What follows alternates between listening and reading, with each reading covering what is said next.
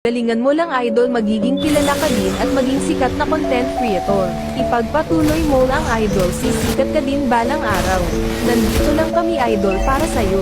Nandito lang kami idol na lagi susuporta sa'yo. Okay lang sa amin idol, kahit wala kang mabibigay na skin, susuportahan ka pa rin namin. Alam nyo ba mga idol kung gaano ako natuwa at napangiting mag-isa habang binabasa ko mga comments nyo? Nakakahiya mang isipin pero ako lang yata ang content creator na walang mabibigay na skin sa inyo pero nanatili pa rin kayong nakasuporta sa akin.